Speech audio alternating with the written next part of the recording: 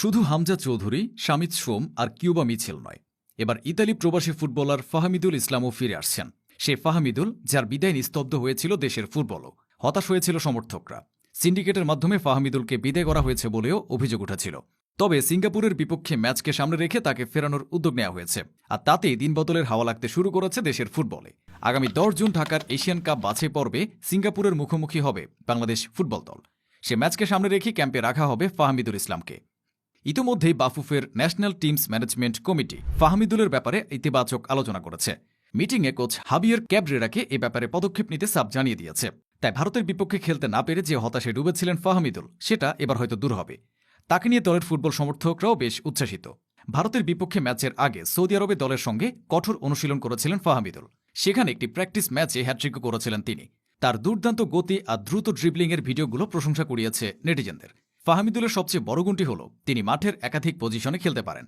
চাইলে তাকে লেফট ব্যাকে খেলানো চায়, চাইলে উইং ব্যাকেও খেলানো চায়। সব মিলিয়ে প্রত্যাশা আরও বেড়ে যাচ্ছিল।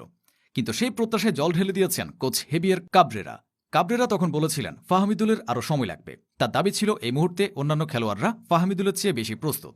তাই বাদ পড়ার পর সেবার দলের সাথে আর বাংলাদেশে আসা হয়নি ফাহমিদুলের। সৌদি আরব থেকে বাধ্য হয়ে তিনি নিজের পুরনো ঠিকানা অর্থাৎ ইতালি ফিরে গিয়েছেন। 18 বছর বয়সী ফাহমিদুলের বাড়ি বাংলাদেশের ফেনী জেলায়। ছোটবেলায় মা বাবার সঙ্গে তিনি পাড়ি জমান ইতালিতে। সে দেশে তিনি বেড়ে উঠেছেন। পেশাদার ফুটবলার হওয়ার পাশাপাশি ইতালির নাগরিকত্ব নিয়েছেন তরুণ এই ফুটবলার। বয়সভিত্তিক পর্যায় থেকে ইতালিয়ান ঘরোয়া ক্লাব ইউসি সাম্পদোরিয়া ইউথ ক্লাবে খেলে এসেছেন ফাহমিদুল।